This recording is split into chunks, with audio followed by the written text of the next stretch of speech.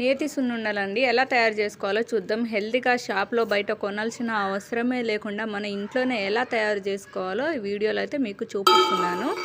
Today special వచ్చేసి నేతి సున్నుండనండి. అందుకు కావాల్సిన ఇంగ్రీడియంట్స్: 1 కప్పు పొట్టు తీయని మినపప్పు, 1 కప్పు పొట్టు తీసిన మినపప్పు, 1 కప్పు షుగరు, 1 కప్పు బెల్లం అండి. నాకు బెల్లం తక్కువ ఉందని నేను షుగర్ని యాడ్ చేసుకుంటానండి. 2 స్పూన్ల బియ్యం తీసుకోండి. తర్వాత పొట్టు తీయని మినపప్పుని దోరగా వేయించుకోవాలి. వేయించుకున్న తర్వాత పొట్టు తీసిన మినపప్పుని కూడా అందులోనే కలుపుకొని దోరగా వేయించుకోవాలండి. నేను అదొక కప్పు ఇదొక కప్పు అయితే తీసుకున్నాను. దోరగా చూడండి, బాగా వేగాలి. నేతి సున్నుండలు హెల్త్కు చాలా మంచిదండి. చిన్నపిల్లలకు ఇంకా మంచిదండి. రోజుకో నేతి సున్నుండలు తిన్నా చాలండి. మీరు వీడియోలో చూసినట్టు పప్పు అయితే ఎర్రగా నానిందండి. అందులోని 2 స్పూన్ల బియ్యాన్ని అయితే యాడ్ చేసుకోవాలి. యాడ్ చేసుకొని బియ్యం కూడా కొంచెం వేగిన తర్వాత ఒక ప్లేట్లో తీసుకొని ఆరబెట్టుకోవాలంటే అంటే చల్లార్చుకోవాలి.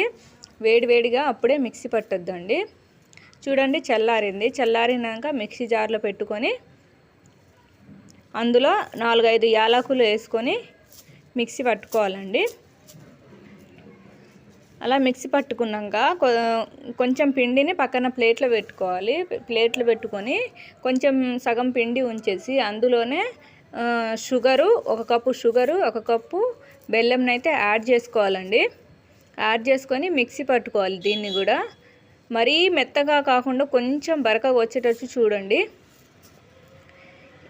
మిక్సీ పట్టిన బెల్లం చక్కెర మిశ్రమాన్ని మనం తీసుకున్న పిండిలో అయితే కలుపుకోవాలంటే ఇట్లా బాగా కలుపుకొని పెనం మీద మళ్ళీ ఒక ప్యాన్ పెట్టేసి అందులో ఏ కప్పుతో అయితే నేను నెయ్యి తీసుకున్నారో అదే కప్పుతో సగం వరకు తీసుకోండి. ఎందుకంటే నేను ఫుల్గా తీసుకున్నా.